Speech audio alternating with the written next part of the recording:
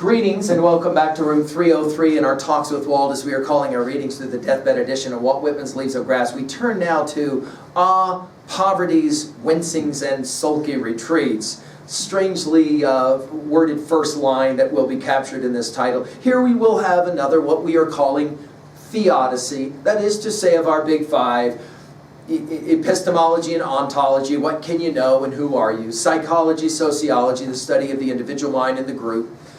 But it's that fifth one, theodicy. Dude, why must there be pain and suffering in this world? And to what degree does it help to make the artist? We're gonna get there. Now this one is poem number 10 of the 22, so we're now coming close to the middle of this cluster of From Noon to Starry Night. Our assumptions are that you've been following our stuff at learnstrong.net, down that left-hand side, Talks with Walt, our playlist, and you've been with us from that very first moment. And you will argue, going back to the inscriptions poems, that there is a lot of the theodicy question being asked already in Leaves of Grass. We've given a set of introductory comments to Starry Night that I'm hopeful that you're familiar with, and then we just messed around with Excelsior. Now, our Nortons, as we are always quick to return to our Nortons, tells us that this poem appeared in sequel to Drum Taps 1865-66 and reprinted in later editions without change of title or text, except for the substitution in Leaves of Grass 1881 of ultimate for unquestioned.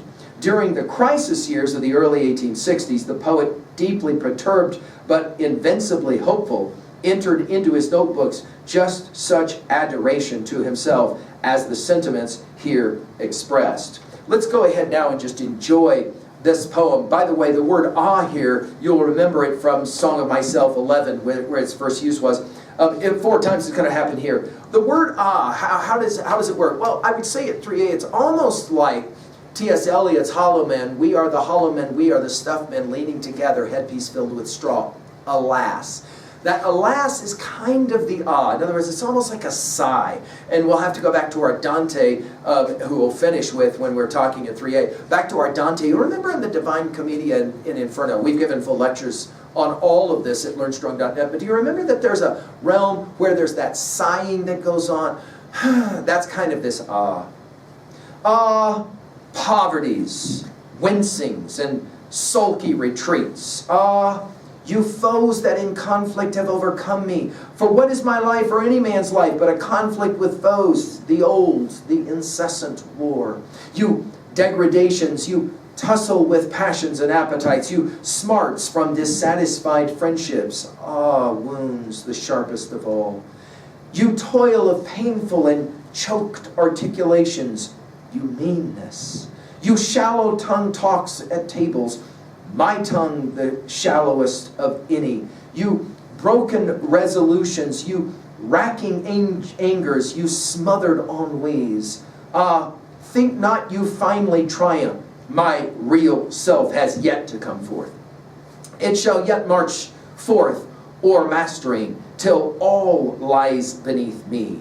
It shall yet stand up, the soldier of ultimate victory. Now it's interesting that he finishes this poem with the idea of the soldier, and he will then begin the poem with the idea of the incessant war. I think there's a lot of drum taps standing behind this poem. I think there's a lot of the question of theodicy as it relates to 2 things: the personal, himself and his poetic enterprise, and of course the public.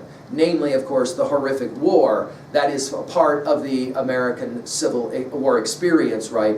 And so we're playing both. Poverties is only used 1 time in Leaves of Grass, and it's here. Wincings is used only 1 time in Leaves of Grass, and it's here. You'll remember Sulky from our study of Dark Dakota's canyons. Now, it is an interesting question that Whitman resurrects. What is the value of suffering? His answer as a theodicy will be, it's a propedeutic. I think he learned this, of course, from his study of Plato's Republic, especially the cave allegory of Republic 7. We've given full lectures elsewhere. And then he'll begin this you. That is to say, you're going to get a number of these you foes that in conflict have overcome me. Again, the martial language is self-evident.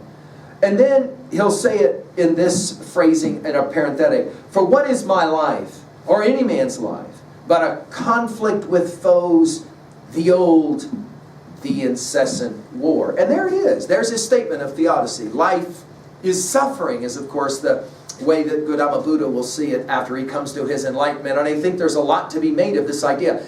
Look, if you're going to do this thing called live in this world, you're going to have a lot of this pain. Notice the conflict that overcame me, he says. And now he'll go through it. Again, the repetition of these yous, right? We've got 9 of these yous. You degradations. You tussle with passions and appetites. By the way, so much of I Sit and Look Out, I think, is in this poem. And you'll remember as well in O Mio Life that he makes these kind of these observations about himself as being just like anyone else. In other words, he's not saying that somehow other people are more engaged in degradation than he. He's including himself. But here, this is very, very personal. You smarts, now here smarts doesn't mean intelligence. It means a blow or a pain. You smarts from dissatisfied friendships. Whoa, wait a minute. But what about the earlier poem, Excelsior, where he said, and who has received the love of the most friends, for I know what it is to receive the passionate love of many friends. And yet notice here, we're balancing in From Noon to Starry Night Cluster. Again, we're reconciling these opposites. And now here it's dissatisfied friendships,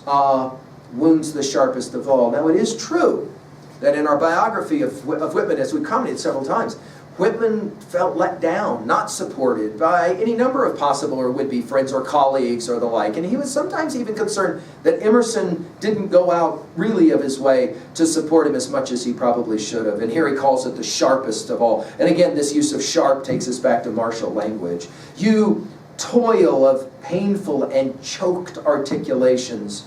He comments several times about, in Leaves of Grass, his inability to say the thing that he wants to say so desperately. And then he calls it you meanness. We've seen this used in Leaves of Grass, this idea. You shallow tongue talks at tables. My tongue, the shallowest of any. And again, the powerful honesty of this, again, takes us back to O'Neill Life, as well as I Sit and Look Out. You broken resolutions. This idea of the lie, the broken resolutions. You racking angers. And then he uses the French word ennui. You smothered ennuis. You'll remember this from Song of Joy, and then the poem To You, and then we'll see it one other time in the first annex poem as I sit writing here. He loves this French word, this ennui, and again, it carries with it this idea of, that is the word alas in T.S. Eliot's Hollow Men, right?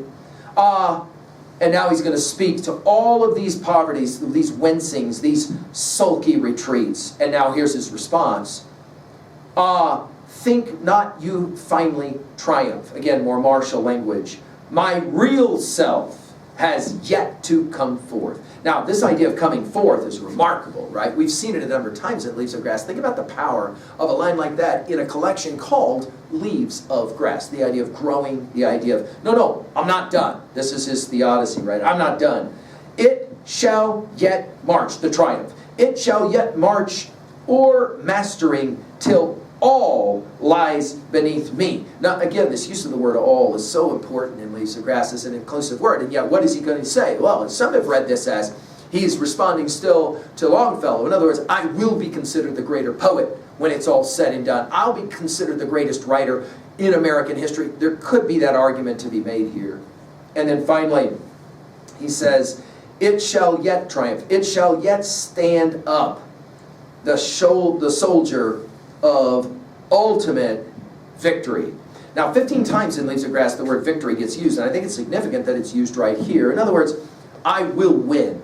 Or is it not I will win as much as it is Leaves of Grass will win? And when we get to the very final poem in Fancy, we will come back to an idea like this, that in the end, maybe Whitman felt like his project of Leaves of Grass had succeeded, or he was certainly hopeful that it would succeed.